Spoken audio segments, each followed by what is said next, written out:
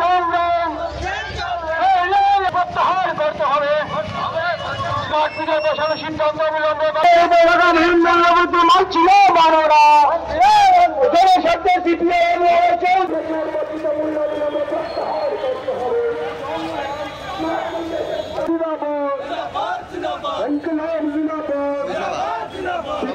দিচ্ছে না করতে হবে। স্মার্ট মিটার বসানোর সিদ্ধান্ত অবলম্বন করতে হবে। পাইপলাইনের জ্বালানি সিএনজি গ্যাসের বর্ধিত মূল্য অবিলম্বে প্রত্যাহার করতে হবে। করতে হবে। স্মার্ট মিটার বসানোর নামে জনগণকে হয়রানি করা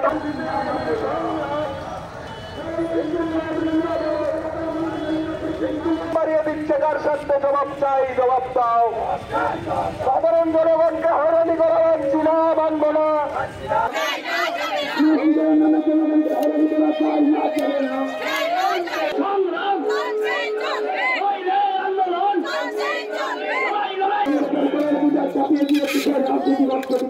জলের উপর ইতিমধ্যে তারা ট্যাক্স বৃদ্ধি করে দিয়েছে। এখানেই তারা ক্ষান্ত থাকেনি, আমাদের রাজ্যের শিশুদের এবং বিশেষ করে বয়স্ক মানুষের প্রতিদিন যে পুষ্টি যোগায় দুধ, আমাদের বামফ্রন্ট সরকারের তৈরি করা গোমতী ডায়েরি, এই গোমতী দুধ সেখানে পেছনের দরজা দিয়ে বৃদ্ধি করে দিয়েছে।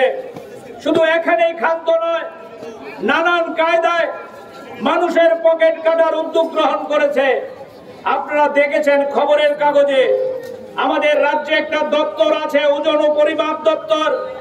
এই ওজন ও পরিমাপ দপ্তরের মধ্যে আমাদের যারা ছোট ক্ষুদ্র ব্যবসায়ী, বড় ব্যবসায়ী থেকে শুরু করে সবাইকে বৎসরে একবার দাঁড়িপাল্লা, বাটখারা এগুলিকে রিনিউ করতে হয়, নবীকরণ করতে হয়।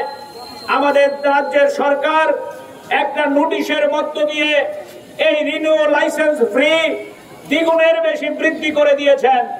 আমরা জিজ্ঞেস করতে চাই, এটার নাম কি সবকা সাথ সবকা বিকাশের সরকার? এটার নাম কি ডাবল ইঞ্জিনের সরকার? এটার নাম কি জনগণের সরকার? এই সরকারের নাম কি ওই যারা নির্বাচনের আগে স্লোগান দিয়েছিল ভিশন ডকুমেন্টের মধ্য দিয়ে গরিব মানুষের পাশে দাঁড়াবে, তারা আজকে গরিব মানুষের বিরুদ্ধে যুদ্ধ ঘোষণা করেছে। আপনারা লক্ষ্য করেছেন, এখানে আমাদের পার্টির কেন্দ্রীয় কমিটির সদস্য, রাজ্যের প্রাক্তন বিদ্যুৎ মন্ত্রী মানিক দে আছেন, আপনাদের কাছে বিস্তারিত বলবেন। আমরা সিপিআইএম জনস্বার্থে বিভিন্ন সময় রাস্তায় নামিয়ে রাজ্যের মানুষ জানেন, এ রাজ্যের মানুষ জানেন যে আমরা সিপিআইএম অযথা মানুষকে হয়রানি করি না, মিছিল করে, মিটিং করে, রাস্তা অবরোধে আমরা বিশ্বাস করি না, হিংসাত্মক আন্দোলনে আমরা বিশ্বাস করি না। জনগণের স্বার্থ সম্বলিত বিভিন্ন দাবি নিয়ে লড়াই আন্দোলন করার জন্যই আমরা রাস্তায় নামি।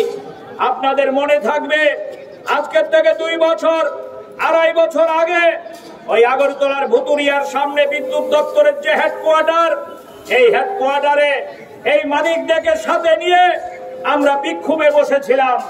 আমরা সেদিন স্লোগান তুলেছিলাম, রাজ্যের বিদ্যুৎ দপ্তরকে বেসরকারি হাতে আস্তে আস্তে করে তুলে দেওয়া যাবে না। ওই সেদিন আপনারা জানেন আমাদের রাজ্যের মধ্যে ওই ফিটকুর মতো, ওই সাই কোম্পানির মতো কতগুলো বেসরকারি কোম্পানিকে ডেকে বিদ্যুৎ পরিষেবার দায়িত্ব দিয়েছিল। 2 বছর অতিক্রান্ত হয়নি। আমরা সেদিন সন্দেহ প্রকাশ করেছিলাম, এই প্রাইভেটের হাতে বিদ্যুৎ দেওয়া মানে রাজ্যের সর্বনাশ ডেকে আনা। 2 বছরের মাথায় আজকে প্রমাণিত, এই প্রাইভেট কোম্পানিগুলো আমাদের রাজ্যের গ্রাহকদের পকেট কেটে কোটি কোটি টাকা নিয়ে রাজ্য ছেড়ে পালিয়েছে। ওই যারা রাজ্য ছেড়ে পালিয়েছে তাদেরকে গ্রেপ্তার করার দায়িত্ব আমাদের রাজ্য সরকারের বিদ্যুৎ দপ্তরের। কিন্তু আমরা লক্ষ্য করছি আমাদের রাজ্যের বিদ্যুৎ মন্ত্রী এই বেসরকারি কোম্পানিগুলো নিয়ে কোনো কথা বলছে না। যারা আমাদের টাকা চুরি করে পালিয়ে গেল, যারা গ্রাহকদের টাকা নিয়ে ছিনিমিনি করলো, এই প্রাইভেট কোম্পানিগুলো বহাল তবিয়তে গিয়ে আরেক রাজ্যে ব্যবসা খুলে বসেছে। আমাদের রাজ্যের টাকা নিয়ে পালিয়েছে। আর আমাদের রাজ্যের গ্রাহকদের যারা বিল দেয় রীতিমতো গরিব মানুষ, তাদের পকেট কাটার জন্য বিদ্যুৎ মাসুল বাড়িয়ে দিয়েছে। স্মার্ট মিটারের নামে পেছনের দরজা দিয়ে টাকা আদায় করার আমদানির ফন্দি খুঁজছে। আমরা প্রশ্ন ছুড়ে দিতে চাই, যারা এই স্মার্ট মিটার লাগানোর দায়িত্ব নিয়েছে তারা কারা? তাদের পেছনে সরকারের কোনো সিলমোহর আছে? এই বেসরকারি কোম্পানির হাতে এই স্মার্ট মিটার ছেড়ে দিয়েছে। স্মার্ট মিটার নিয়ে প্রতিদিন খবরের কাগজে অজস্র খবর বেরোচ্ছে, কিন্তু এই খবর নিয়ে ইনকোয়ারি না করে উল্টে গ্রাহকদের বিরুদ্ধে অভিযোগ এনে তাদেরকে কাঠগড়ায় দাঁড় করানোর চেষ্টা হচ্ছে। আপনারা যারা সোশ্যাল মিডিয়া ফলো করেন তারা দেখবেন আমাদের রাজ্যের গরিব মানুষ প্রতিদিন এই স্মার্ট মিটারের বিরুদ্ধে যুদ্ধ ঘোষণা করছে। তারা বলছে আমাদের মাথার উপর ঘর নেই থাকার, আমাদের স্মার্ট ঘরের ব্যবস্থা করে দিন। কেউ বলছে আমার কাজের বন্দোবস্ত নেই, আমাকে কাজের বন্দোবস্ত করে দিন। কেউ বলছে আমার রেগার কাজ নেই, আমাকে রেগার কাজের ব্যবস্থা করে দিন। কেউ বলছে আমার এলাকায় ট্রান্সফরমার 1 বছর হয়েছে নষ্ট, ঠিক করছে না, আমার ট্রান্সফরমার ঠিক করে দিন। কিন্তু রাজ্যের বিদ্যুৎ মন্ত্রী এ নিয়ে একটা কথা বলছে না।